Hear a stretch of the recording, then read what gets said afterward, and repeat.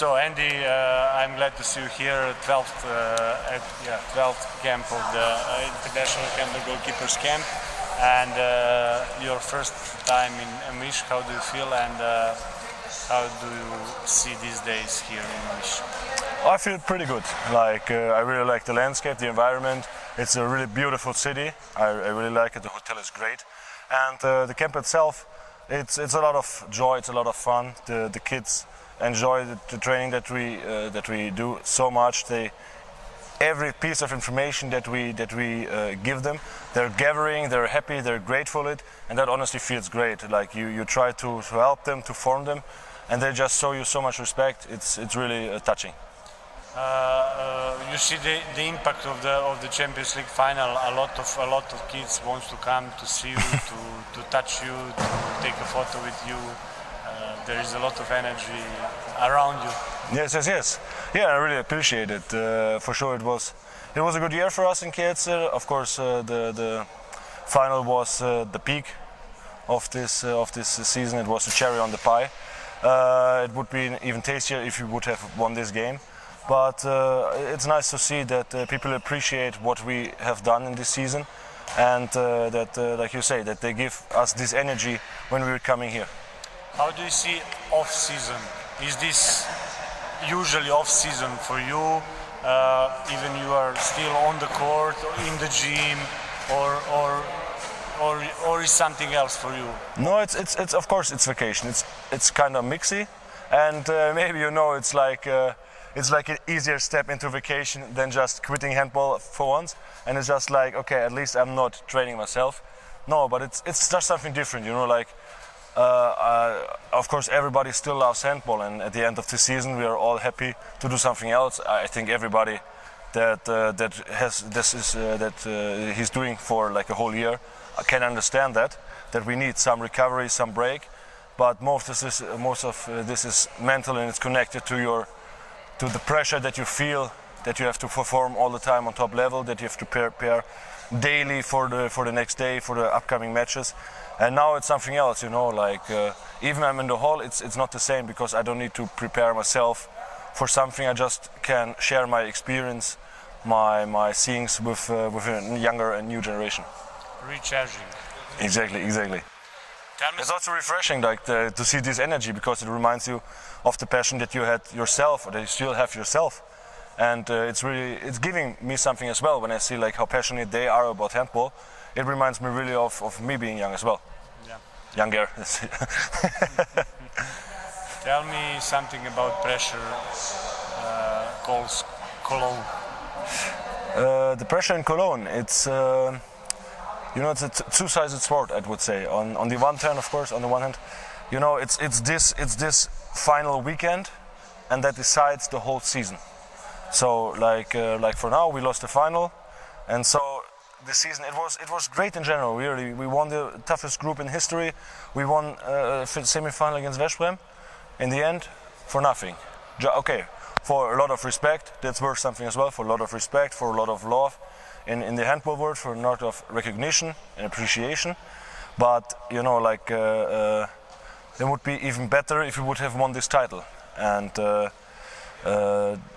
on the other side, it's like so much joy to be there in Cologne, because you worked for this the whole season. This is just 2 days more, and then the season is over, and you maybe have accomplished one of your lifetime goals.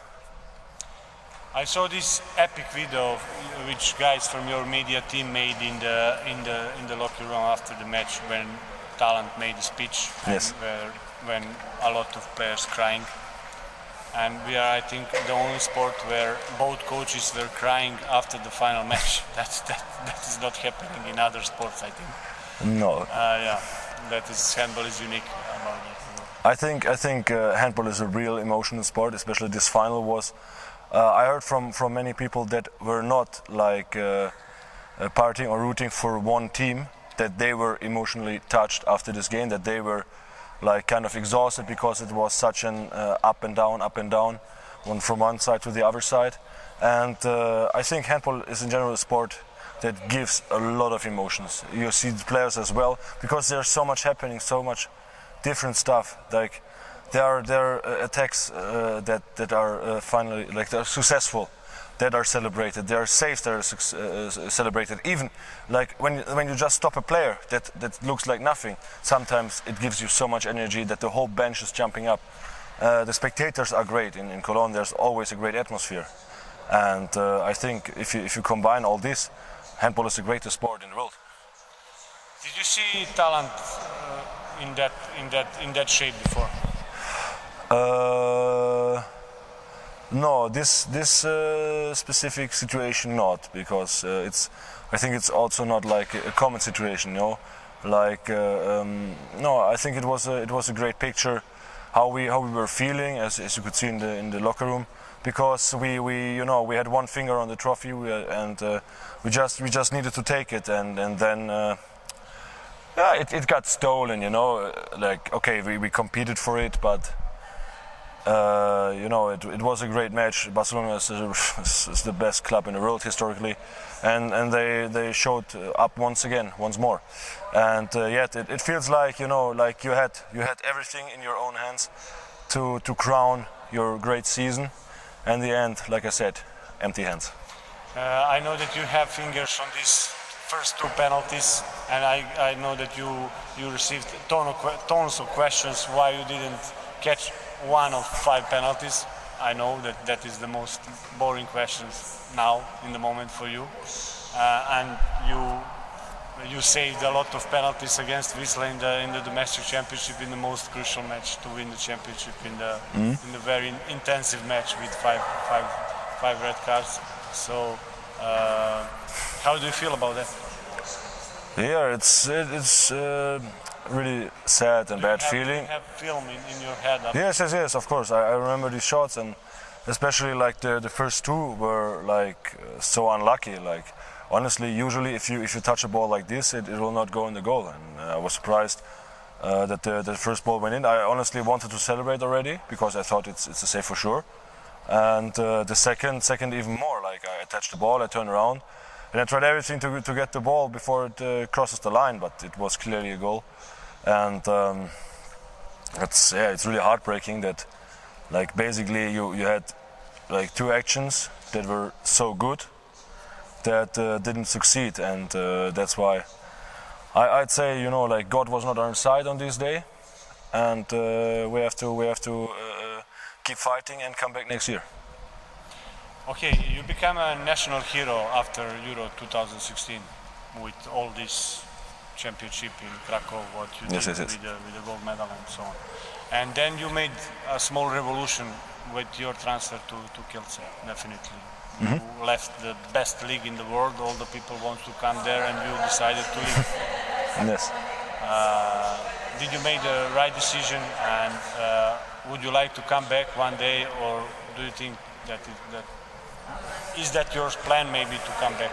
I think it was the right decision, because for me I have the feeling that I grew as a person, because for me it's also a personal step forward. You know, I've been playing in Germany all my life, and of course it's the best league in the world and it's my home country, and yet, you know, it's a step out of your comfort zone if you change to a club abroad, like especially Polish is a really tough language, and I still try to keep my head up to master this challenge, to give 100% to learn the language. It's going okay, I would say.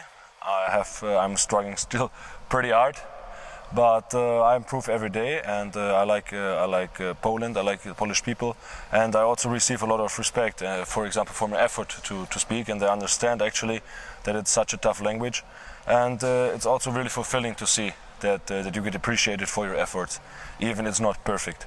And sports-wise, I think, I've shown why I made this step. I want to play in the Champions League.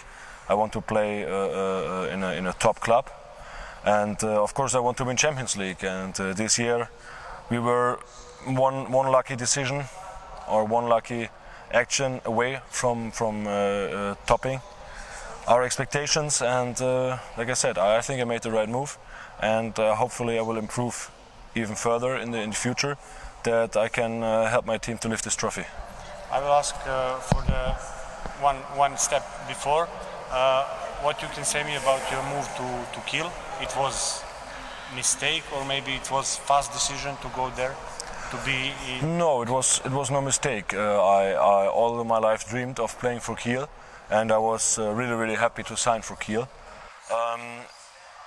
But then with this European Championship, the situation changed. I got acknowledged as one of the best goalkeepers in the world, and of course I was young, and I wanted to play all the time. You know, I wanted to prove myself in the handball landscape. And with Niklas, there's one of the greatest goalkeepers of all time already in this team. So what do?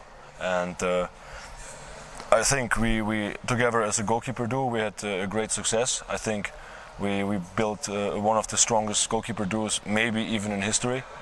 And it was really an honor to play with him, to compete with him, and to play for Kiel, to play in Kiel. But as I said, I wanted to have something else that in this time was for me not accomplishable in Kiel. But of course, maybe like once my contract expires in Kielce, maybe I will come back. Maybe I'm too old. You never know. Yeah. And last question about Germany. After 2016, we expected, all handball world expected, that Germany will continue to play the finals, to win the medals, but yes, that didn't happen. Yeah, like it's really heartbreaking as well if you really see like what kind of team spirit, what kind of a team we had or we built 2016. Like basically we came out of nowhere. We're by any means not a favorite for this tournament. We won it. And after this, we played really great. Like we beat, for example, teams like Slovenia with 10 goals or something. We beat Denmark in a friendly.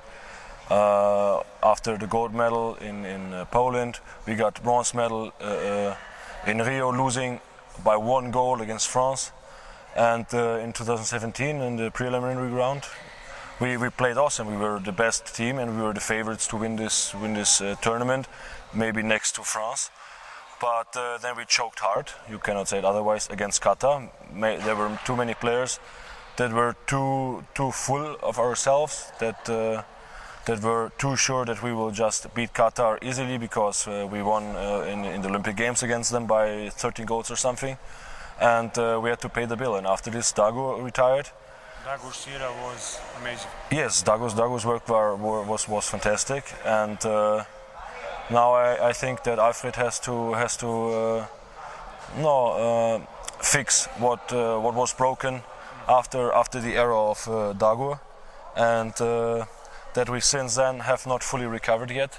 But I'm pretty optimistic that with Alfred we have the perfect coach to come back to match the expectations that we set for ourselves. Thank you very much.